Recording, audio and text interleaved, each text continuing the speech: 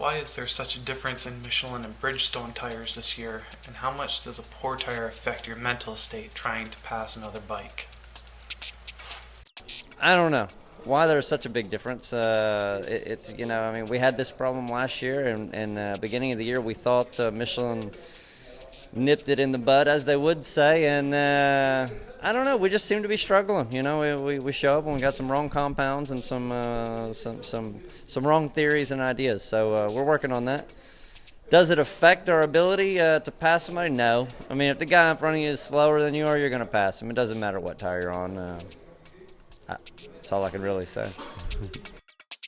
Hey Colin, my name is Liam. I'm a big fan of yours. I've noticed a lot this year that you've qualified a lot in 5th, that you finished a lot of races in 5th place. You were sitting 5th in the championship for quite some time, and your race number is number 5. My question is, did you notice this at all and maybe think it was a bit of a coincidence?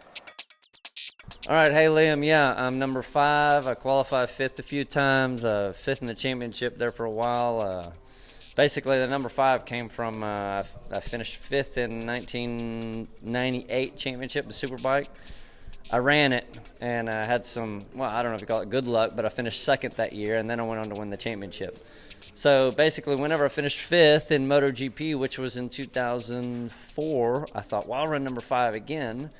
And if history repeats itself, I'll be, 2nd in 05 and then win the championship in 06.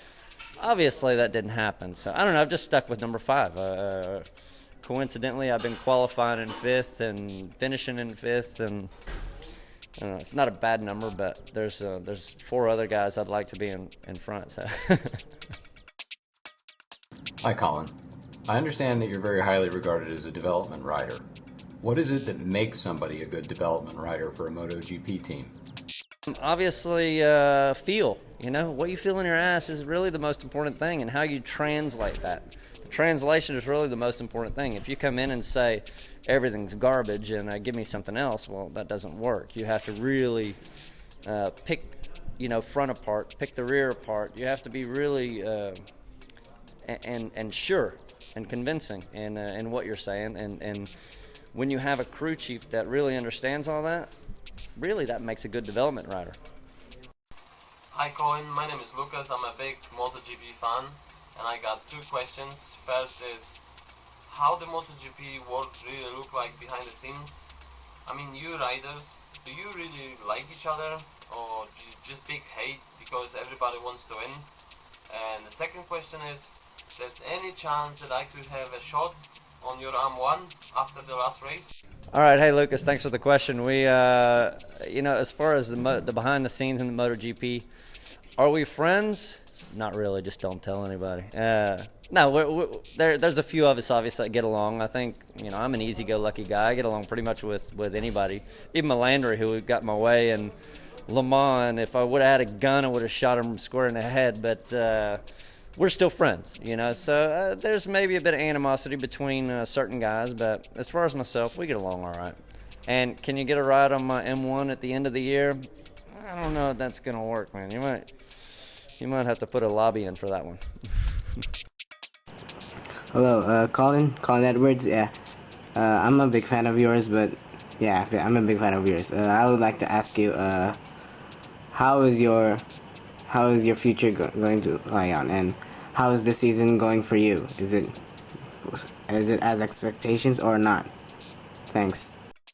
My future, I don't know. I mean, I woke up this morning. I was happy with that. We'll see if I wake up tomorrow morning. I don't know. I just take it day by day. If we stay here, obviously Grand Prix next year. If we do another year Grand Prix or Superbike, or if I retire, I don't know. I don't really know what the future is at the moment. I know I'm strong. I feel good, and I'm riding good. Is my season gone to expected? Up until about 4 races ago, it was going great. We had a few black round issues, obviously, that have come into play, and it hasn't gone to plan at the moment. But, we're here at Indy. We're looking to get that momentum back. Hey Colin, this is Daniel in Florida. I just wanted to know where you go for advice, because a lot of us look up to the MotoGP riders as idols and watch the way you guys take the track, you know, the lines that you use. But who advises you when you're figuring out a new track or negotiating a section of track that's giving you problems? Hey, Daniel, yeah, the question is, who do I go to for advice? You know, I think, especially when we go to a new track. I don't know, PlayStation. You know, I don't know what to tell you. I mean, obviously, when you go to a new track, you try to get on PlayStation and go around it and see. You can't really find brake markers, but you can see structures, you know, bridges and all that kind of stuff that's going to be around you. In the early days, let's say Eddie Lawson, Kevin Schwantz were friends of, you know, acquaintances back then, that if I had any real issues or needed to ask a question about, if it be management-wise or track-wise or personal-wise, you know, related to racing, then probably those two guys, you know, that I had when I was young. Hi Colin, we would like to know, once in the trainings you were falling and you get up the motorbike again, and when you did that great save, you did kind of, we would like to know what that means, if it was a dedication to the public or you were just feeling like God and said, oh my God, I'm like God. Thank you, Colin. Basically, I like to play to the crowd always, so whenever I made the save, as I'm basically on the ground and I pulled myself up over the bubble, all I saw was faces in the crowd and everybody, you know, with their mouth open. So I was like, did you see that? You know, so I was just playing to the crowd. It was no intention to be taken the wrong way. I was just simply talking to the crowd. Hey, Colin, assuming a racer's career can't last forever, what would you say your plans are for the future once you're done with racing? Thanks, man. All right, guy in the helmet with the Edwards replica. What are my plans for the future? I don't know, man. Like I said, I woke up this morning. I had plans to do things today, and I got most of those accomplished, and I got plans for tomorrow. So as far as future, I don't know. I mean, I've been stockpiling some land in Texas, and maybe we'll develop or go into some real estate, or I don't know, maybe I'll just go fishing. I haven't figured it out yet. Hey Colin, I'm Fernando from Spain. My question is about Deutschland. What kind of relation you have with Deutschland?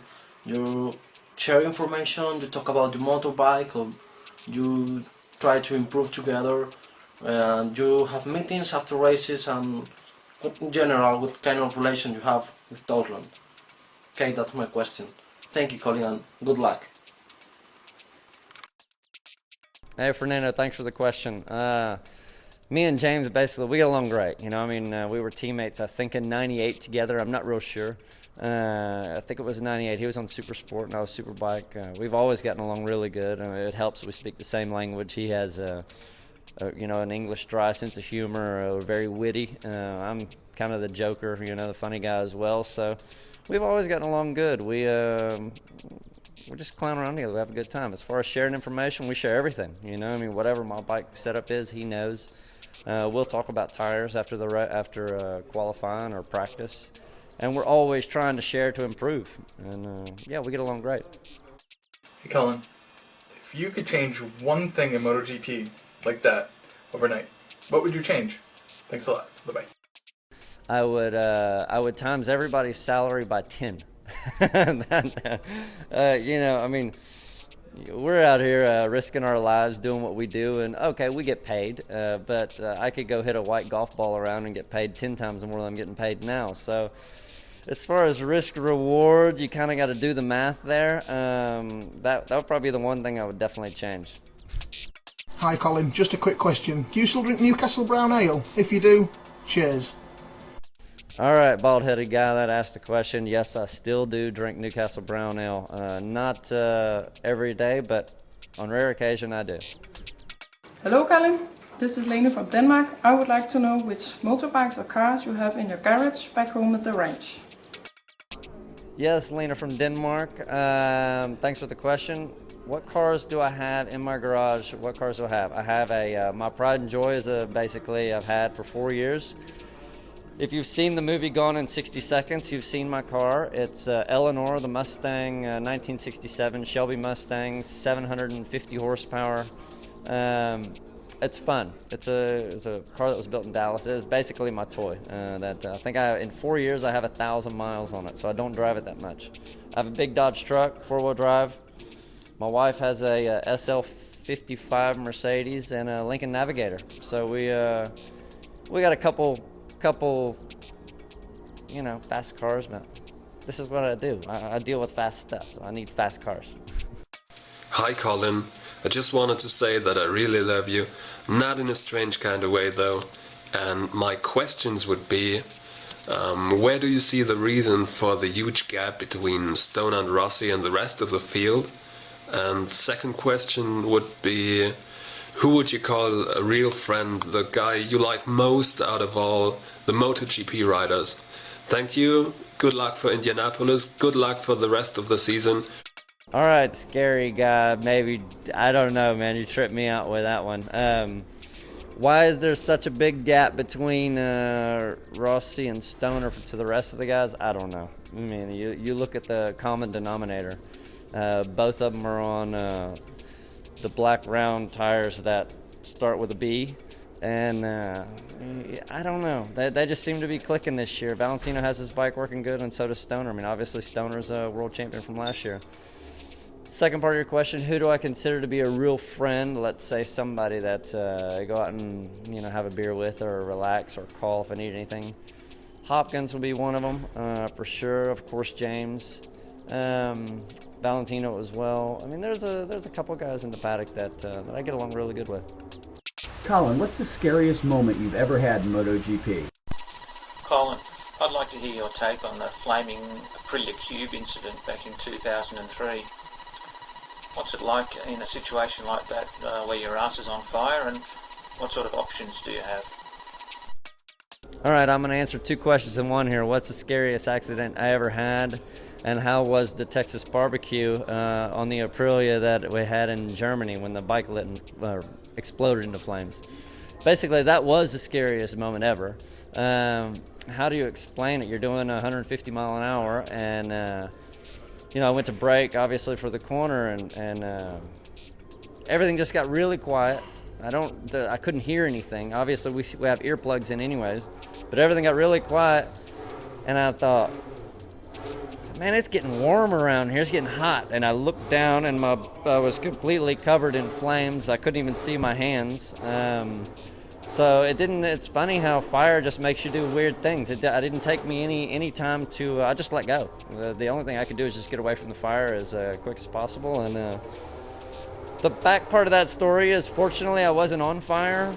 But as I stood up and I looked down, I got my chin bar on my helmet. And as I looked down, I couldn't see the top part of my chest.